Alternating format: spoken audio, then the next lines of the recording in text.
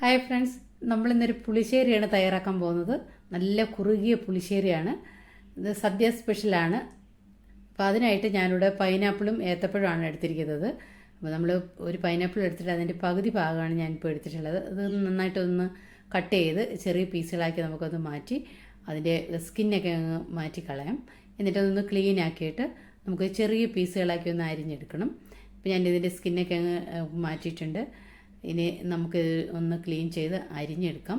അപ്പോൾ ഇങ്ങനെ അരിഞ്ഞെടുത്ത 1 കപ്പ് പൈനാപ്പിളാണ് നമുക്ക് വേണ്ടത്. അപ്പോൾ ഞാനിത് ഇങ്ങനെയാണ് അരിഞ്ഞെടുക്കുന്നത്. ഇതിൽ ചെറുതായിട്ട് വേണമെങ്കിലും നമുക്ക് അരിഞ്ഞെടുക്കാം. ഈ പൈനാപ്പിളിൻ്റെ സെൻറ്ററിൽ കട്ടിക്ക് ഒരു ഭാഗമുണ്ട്, നമുക്കത് വേണ്ട. അപ്പോൾ ഞാനത് കട്ട് ചെയ്ത് മാറ്റിയിട്ടുണ്ട്. അപ്പോൾ ഞാനിതിങ്ങനെ പൈനാപ്പിൾ അരിഞ്ഞെടുത്തിട്ടുണ്ട്. ഇനി നമുക്ക് നേന്ത്രപ്പഴമാണ് നമുക്ക് വേണ്ടത്. അപ്പോൾ എനിക്ക് അത്ര നന്നായിട്ട് പഴുത്ത പഴമല്ല കിട്ടിയത്. അപ്പോൾ ആ കിട്ടിയതിൽ നിന്ന് കുറച്ച് നന്നായിട്ട് പഴുത്ത പഴം നോക്കി 2 എടുത്തിട്ടുണ്ട്. അപ്പം പഴം കിട്ടിയത് കുറച്ച് ചെറുതുമാണ്. അപ്പോൾ അതുകൊണ്ട് 2 പഴം എടുത്തിട്ടുണ്ട്. വലിയ പഴമാണെങ്കിൽ ഒരെണ്ണത്തിൻ്റെ ആവശ്യമേ. നമ്മളിനി കൂടുതൽ ക്വാണ്ടിറ്റിയിലാണ് തയ്യാറാക്കുന്നതെങ്കിൽ ഇതിൽ അളവിൽ കൂട്ടി എടുക്കാവുന്നതാണ്. ഇത് സെൻറ്ററിലൂടെ ഒന്ന് കട്ട് ചെയ്തിട്ടാണ് ഞാൻ ചെറിയ പീസുകളാക്കി എടുത്തിട്ടുള്ളത്. ഇനി നമുക്കിതൊന്ന് വേവിച്ചിടണം. അപ്പോൾ ഇതൊരു പാത്രത്തിലേക്ക് നമുക്കിതൊന്ന് ഇട്ട് കൊടുത്ത് നമുക്കിതൊന്ന് വേവിച്ചെടുക്കാം. ഞാനിപ്പോൾ സ്റ്റൗവിലേക്ക് ഒരു പാത്രം വെച്ച് കൊടുത്തിട്ടുണ്ട്. അതിലേക്ക് നമ്മൾ അരിഞ്ഞ പഴവും പൈനാപ്പിളും ഇട്ട് കൊടുത്തിട്ട് നമുക്ക് ഇത് വെന്ത് കിട്ടുന്നതിന് ആവശ്യത്തിന് വേണ്ടി മാത്രം കുറച്ച് വെള്ളം ഒഴിച്ചു കൊടുത്താൽ മതി. കൂടുതൽ വെള്ളം ഒഴിച്ചു കൊടുക്കണ്ട. പഴവും പൈനാപ്പിളൊക്കെ ആയതുകൊണ്ട് പെട്ടെന്ന് വെന്ത് കിട്ടും. ഒരു 1/2 കപ്പ് മുതൽ ഒരു 1/4 കപ്പ് വരെ വെള്ളം ഒഴിച്ചു കൊടുക്കുന്നുണ്ട്. അതിലേക്ക് ഒരു 2-3 പച്ചമുളക് ഒന്ന് സെൻറ്ററിലൂടെ കട്ട് ചെയ്ത് ഇട്ട് കൊടുക്കാം.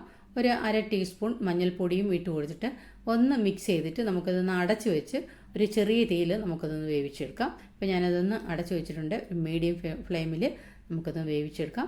ഇനി നമുക്ക് ഇതൊന്ന് ഒരു മസാല തയ്യാറാക്കണം. അതിനായിട്ടൊരു ഫ്രഷ് കോക്കനട്ട് ഗ്രേറ്റ് ചെയ്തത് 1 കപ്പ് എടുത്തിട്ടുണ്ട്. അതിലേക്ക് ഒരു 1/2 ടീസ്പൂൺ ജീരകം, ഒരു പച്ചമുളകാണ് ഇട്ട് കൊടുത്തിട്ട് നന്നായിട്ടൊന്ന് അരച്ചെടുക്കണം. നല്ല പേസ്റ്റായിട്ട് വേണം ഇതൊന്ന് അരച്ചെടുക്കാൻ.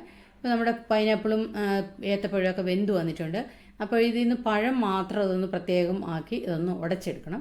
അപ്പം അങ്ങനെ നന്നായിട്ട് അത് ഉടച്ചെടുക്കുമ്പോൾ ഇതിൻ്റെ നല്ല പുളിശ്ശേരി, കുറുകിയ പുളിശ്ശേരി നമുക്ക് കിട്ടുകയുള്ളൂ. അതിനായിട്ട് പഴം ഒന്ന് പ്രത്യേകം ഒന്ന് ഉടച്ചു കൊടുക്കണം.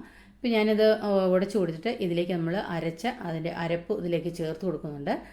എന്നിട്ട് മിക്സിയുടെ ജാറിലേക്ക് ഇത്തിരി വെള്ളം ഒഴിച്ച് അതും ഇതിലേക്ക് ഒഴിച്ചു കൊടുത്തിട്ട് നന്നായിട്ടൊന്ന് മിക്സ് ചെയ്തിട്ട് നമ്മളിപ്പോൾ ഗ്യാസ് ഓണാക്കി കൊടുത്തിട്ടുണ്ട്. എന്നിട്ട് ഇളക്കി കൊടുത്ത് ഒരുപാട് ഇങ്ങനെ തിളച്ച് പോകണ്ട. ചെറിയതായിട്ട് തിള വരുമ്പോൾ ഞാൻ വീണ്ടും ഗ്യാസ് ഓഫ് ചെയ്ത് കൊടുത്തിട്ടാണ് ഞാനിപ്പോൾ ഇതിലേക്ക് നമ്മൾ തൈര് ഒഴിച്ചു കൊടുക്കുന്നത്. നല്ല കട്ട തൈര്, 1 കപ്പ് തൈരാണ് എടുത്തത്. ആവശ്യത്തിന് പുളിയുള്ള തൈര് എടുത്തിട്ട് അതിലേക്ക് 1 കപ്പ് വെള്ളം കൂടി ചേർത്തിട്ടാണ് നമ്മളിപ്പോൾ ഇതിലേക്ക് ഒഴിച്ചു കൊടുക്കുന്നത്. പുളിശ്ശേരിയാണ്, അപ്പോൾ കുറച്ച് ലൂസായിട്ട് വേണം നമുക്ക് തയ്യാറാക്കേണ്ടത്. അതുകൊണ്ട് മോര് ഇതിലേക്ക് ചേർത്ത് കൊടുക്കാം. ഒരുപാട് വെള്ളമായിട്ടുള്ള മോര് ചേർത്ത് കൊടുക്കേണ്ട. കുറച്ച് കട്ടിയായിട്ടുള്ള കുറുകിയ മോരുണ്ടെങ്കിൽ അത് ചേർത്ത് കൊടുക്കാം. ഇതിലേക്ക് ഉപ്പ് ചേർത്ത് കൊടുത്തിരുന്നു. ടേസ്റ്റൊക്കെ ഒന്ന് ബാലൻസ് ചെയ്യുന്നതിന് വേണ്ടി 1 ടീസ്പൂൺ പഞ്ചസാരയും ചേർത്ത് കൊടുത്തിട്ട് ചെറുതായിട്ട് ചൂടാക്കി വേണം നമുക്കത് മാറ്റി കൊടുക്കാൻ. ഇപ്പോൾ ചെറുതായിട്ട് ചൂടായിട്ടുണ്ട്, തിളപ്പിക്കേണ്ട. വീണ്ടും നമ്മളത് മാറ്റിയിട്ടുണ്ട്. ഇനി കടുക് താളിക്കുന്നതിനാണ് കോക്കനട്ട് ഓയിലാണ് 2 ടേബിൾ സ്പൂൺ കോക്കനട്ട് ഓയിലും കടുക്, വറ്റൽമുളക്, ചെറിയ ഉള്ളി ഒരെണ്ണം ചെറുതായിട്ട് അരിഞ്ഞതും ഇതിലേക്ക് കറിവേപ്പിലയും ഇട്ട് കൊടുത്ത് കടുക് താളിച്ചിട്ട് കൊടുത്തിട്ടുണ്ട്. വളരെ ടേസ്റ്റി ആയിട്ടുള്ള നമ്മുടെ പുളിശ്ശേരി ഇവിടെ റെഡി ആയിട്ടുണ്ട്. ഇത് മാത്രം മതി നമുക്ക് ചോറ് കഴിക്കാനായിട്ട്. വളരെ ടേസ്റ്റിയാണ്. എത്ര ചോറ് വേണമെങ്കിലും കഴിക്കാം. അതുപോലെ ഇത് ഇങ്ങനെ മാത്രം കുടിക്കാനും വളരെ ടേസ്റ്റാണ്. ഇതിങ്ങനെ കുടിച്ചുകൊണ്ടിരിക്കാൻ തോന്നും. എല്ലാവരും തയ്യാറാക്കി നോക്കൂ, വളരെ ടേസ്റ്റിയാണ്. നമ്മുടെ ചാനൽ ഇതുവരെയും സബ്സ്ക്രൈബ് ചെയ്യാതെ കാണുന്നവരാരെങ്കിലും ഉണ്ടെങ്കിൽ ഒന്ന് സബ്സ്ക്രൈബ് ചെയ്ത് സപ്പോർട്ട് ചെയ്യാനും കൂട്ടുകാർക്കെല്ലാം ഒന്ന് ഷെയർ ചെയ്ത് കൊടുക്കാനും ലൈക്ക് ചെയ്യാനും മറക്കരുത്. നിങ്ങളുടെ വിലയേറിയ അഭിപ്രായങ്ങൾ എന്നെ അറിയിക്കാനും മറന്നു പോകരുത്. അടുത്തൊരു നല്ലൊരു ഡിഷായിട്ട് നമുക്ക് വീണ്ടും കാണാം. അതുവരെ എല്ലാവർക്കും താങ്ക്